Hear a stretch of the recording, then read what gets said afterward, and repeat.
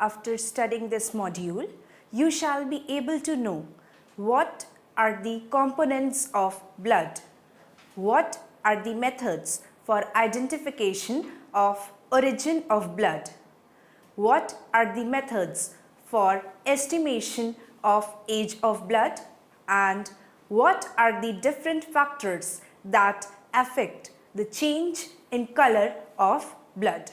Introduction to blood. What is blood? Blood is a complex fluid tissue composed of a liquid portion called plasma and the cellular components. It delivers necessary substances such as nutrients and oxygen to the cells and transports metabolic waste products away from those same cells. Plasma is a mixture of the dissolved proteins, salts and other chemicals. Composition of blood. The blood cells are of three types, that is the red blood cells, the RBCs or the erythrocytes, white blood cells also known as WBCs or the leukocytes, and platelets also known as thrombocytes. Erythrocytes are manufactured in the bone marrow. In mammalian blood, biconcave disc-shaped cells are found because the cells do not retain their nucleus before entering the circulatory system. The usual average count of the RBCs is 4.5 to 5.4 million cells per milliliter. The diameter and thickness of each human cell, that is the red cell, is about 7.5 micrometers and 2 micrometer respectively. Antigens present in the human red cell are also known as agglutinogens. RBCs or the red blood corpuscles function to transport oxygen and carbon dioxide and are packed with the complex compound hemoglobin. The heme molecule present in hemoglobin imparts red color to the erythrocytes. The presence of the heme molecule in a stain determines whether the blood is present in the sample of unknown origin or not. The WBC count of a healthy human adult is about 4,000 to 10,000 white blood cells per milliliter. WBCs or the white blood corpuscles or the leukocytes are of various types and they function as body's defensive mechanism. The common type that is present in abundance is the granulocytes or the polymorphonuclear leukocytes. Many granulocytes comprise of the neutrophilic granules or the neutrophils. A small number of them comprise the granules which stain with acid dyes, the eosinophils, and several granules stain with the basic dyes, that is the basophils. Other type of WBCs found are the cells having large round nuclei and little cytoplasm or the lymphocytes and monocytes, cells with abundant cytoplasm and kidney-shaped nuclei. Genetic marker analysis of blood is probable as DNA can be taken out from these nucleated leukocytes. Small granulated bodies are also known as platelets are also present in blood. The human blood contains about 3 lakh platelets per milliliter having a diameter of 2 to 4 micrometers. The cells are involved in the blood clotting mechanism. Blood stains. At a violent crime scene, the most important type of evidence found are the blood stains. For the purpose of reconstruction of the crime scene, the popular molecular biology methods for DNA identification and the blood pattern analysis can also be employed. At the scene of crime, for example, in cases of assault, murder, child abuse, burglary, rape, robbery, etc., bloodstains are usually found. Here often forensic scientists are called upon so as to examine the items of physical evidence, the clothing, vehicles, etc., and also to regulate whether a victim's blood or that of the suspect has been removed from the crime scene. The various types of questions that a forensic scientist need to answer while examining the blood evidences are: is it blood? If it is blood, is it human? If it is human, what information towards individualization is possible?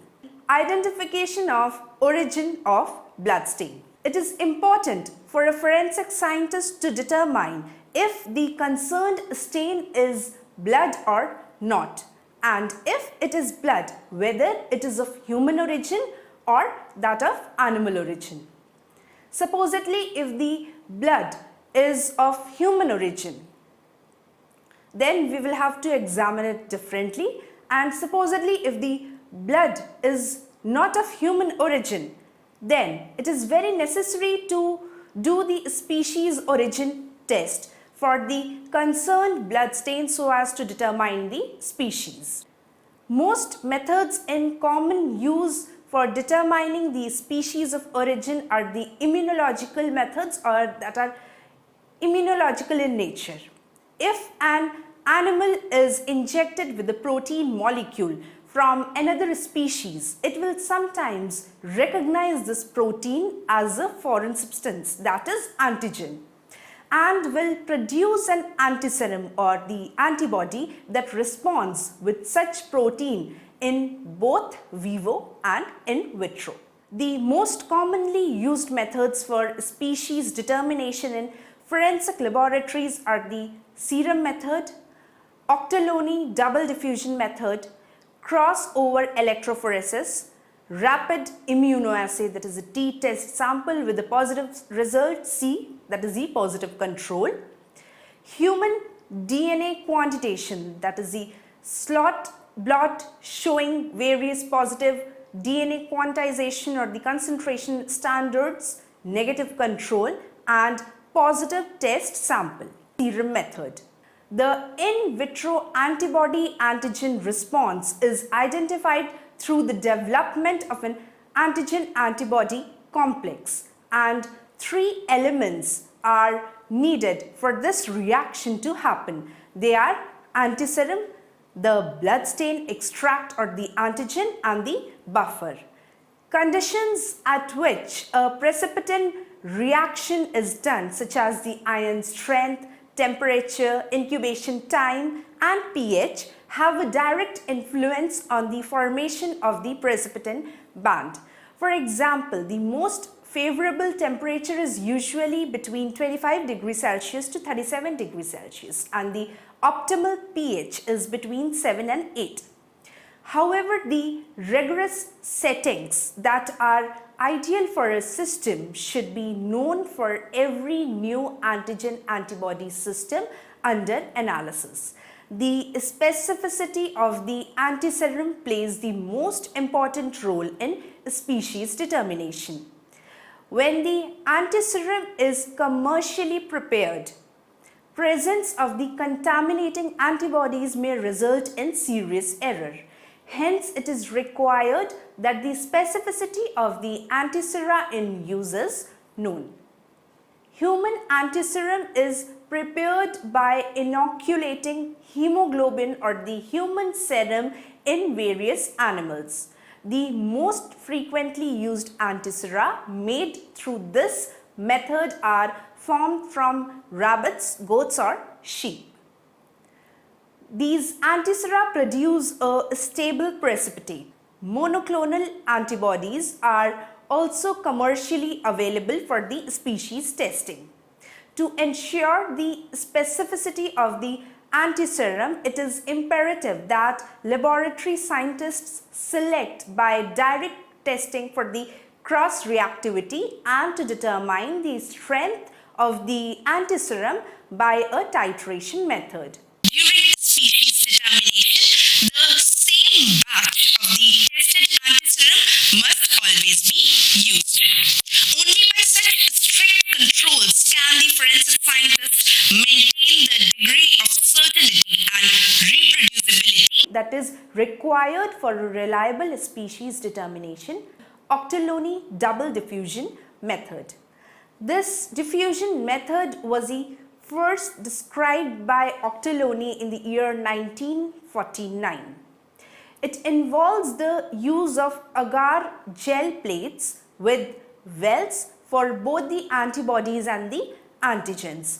The two reactants diffuse into the gel wherein the soluble antigens and the antibodies from the insoluble complex forms a precipitate. The reactants can be evaluated both qualitatively and semi-quantitatively by this technique. Precipitin band formation gives the scientist the considerable information regarding the identity, partial identity or the non-identity of the antigen and antibody reaction. It also yields information on the diffusion coefficients and concentration of the reactants crossed over electrophoresis. This method can be employed for the qualitative and quantitative determination of the blood samples. In crossed over electrophoresis, the antigen and the antibody migrate towards each other under the influence of the electric field, thereby forming a precipitin band at the point of their interaction.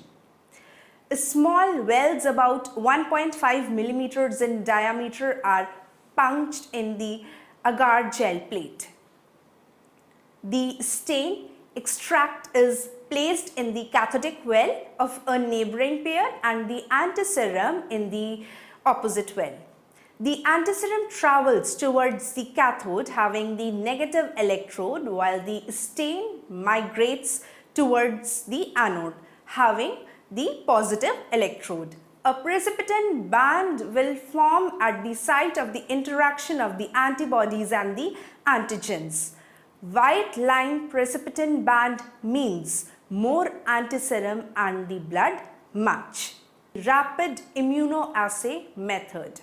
Immunoassay test strips for human being blood has become available commercially on past years. The immunological precipitin test for medico-legal species purpose was first used in the year 1901.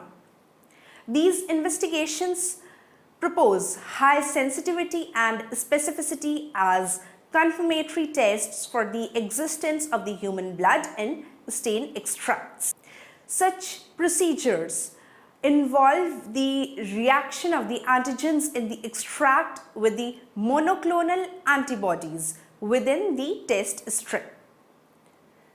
The collective antigen-antibody complex transfers up the strip to an extent where it is arrested.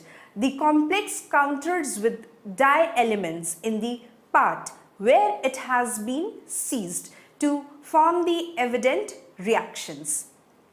Some assays make built-in positive controls on the test strips.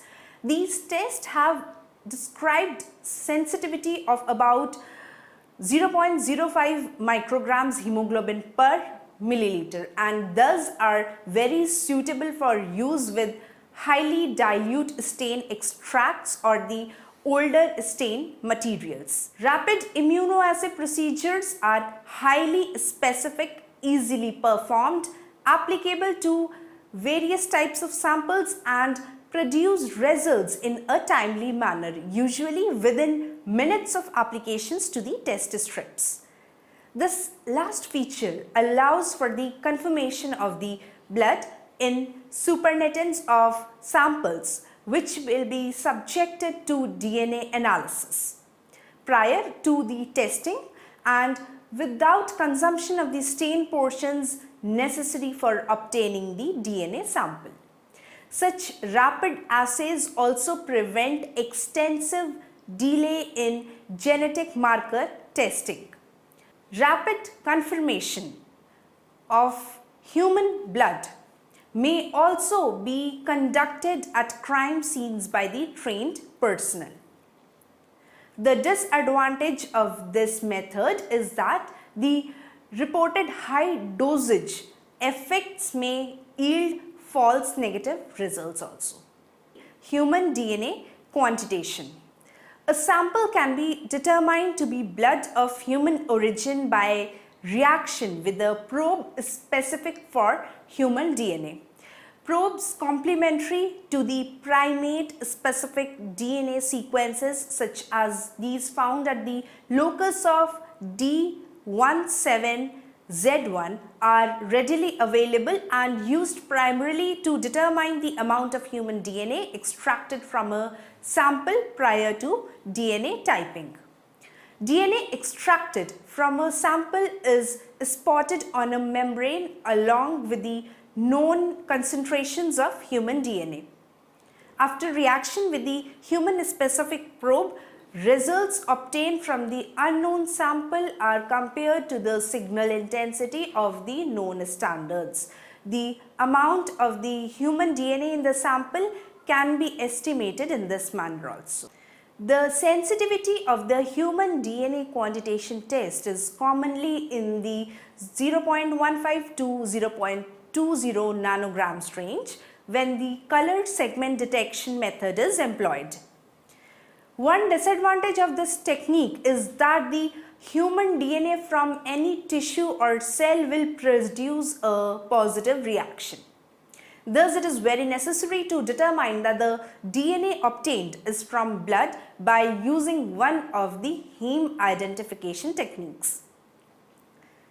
Effect is readily avoided by approximate dilution of the sample prior to the application of the stain extract to the test strips. Age estimation of the blood stains.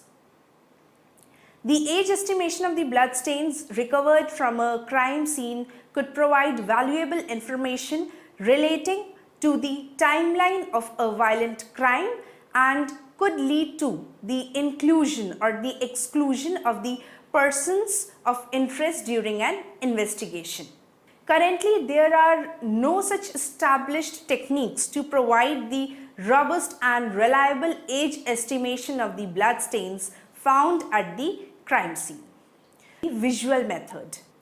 As the blood stains increase in age, they progress through a series of color change starting from red to reddish brown, then to green, eventually dark brown and then black. The change in the color of the fresh blood stain from bright red to dark brown as it ages is well known. The chemical process underlying this change has been found to be due to the oxidation of the oxyhemoglobin that is formed when hemoglobin comes in contact with the oxygen in air. Relative contribution of the oxyhemoglobin, the methemoglobin and the hemichrome changes with time. The ages of the blood stains up to 2 years old were also estimated. The accuracy decreases with time or age was also studied, and the important new information about the temporal aspects of the crime were also studied, and this can be visualized with the help of the graph wherein we have given the relative contributions of the oxyhemoglobin, the methemoglobin and the hemichrome changes with time. Instrumental methods. Two methods are used. The first is based on the statistical model that identifies the spectral wavelengths at which the greatest changes take place and then uses these for a predictive model based on linear discriminant analysis or the LDA method. The second method uses a wavelength ratio to create a false color scale that can then be used to visualize or indicate the age of the blood stains. LDA method. As the LDA model uses more wavelength, its accuracy is greater. Daily measurements have been made on the blood stains kept under controlled environmental conditions over a 1-month period. The LDA model is able to predict the age of a test blood stain with an average error of approximately 1 day over a 1-month period. The false color method shows visible daily changes in color over the first 6 days after which the color changes over 2 to 3 day time period. Herein, the figure shows an example of the color changes between 0 to 21 days. Analysis of the rate of change of the spectra shows that the greatest change actually occurs over the first day of aging, and this greater accuracy can be obtained for measurements over a 1 day time period. To test this, the measurements on the blood stains were done on an hourly basis over a period of 22 hours, and both the LDA method and the false color method were used to predict the age of the blood stains. The LDA method or the LDA model gave an average accuracy of approximately 0.7 hours over a 22-hour time period, while for the false color method, the variable changes in the color of the blood stain could be observed hourly over the first 10 to 15 hours. Either of these methods has the potential to be used as an alternative way of estimating the post-mortem interval for violent crimes where blood stains are present, or to individually estimate the time of a series of events involving the blood's spatter. The hyperspectral imaging method. Instruments based on visible wavelength hyperspectral imaging method may provide the means of making such measurements. These are currently being investigated and developed at TCD University in the United Kingdom. They rely on the visible spectrum of hemoglobin that is present in the red blood cells or the RBCs. The spectrum between 400 to 600 nanometers is dominated by a relatively sharp peak centered at approximately 415 nanometers, that is usually known as the Soret band, while two weaker peaks around 540 and 575 nanometers called the B and the A peaks respectively are also present. The Soret band is used positively to identify the blood stains, while the A and the B peaks are used for the larger estimation of the blood stains. The NIR spectroscopy, that is in cases of what if people wear dark clothing. In this method, FOSS NIR system of 6500 spectrometer is used. Reflectance spectra of blood stains on the colored cotton has to be measured. The estimated using least square fit parameters determines the partial least squares regression test set containing the blood stains on one color and the training set containing the blood stains on all other colors. Factors that change the color of blood.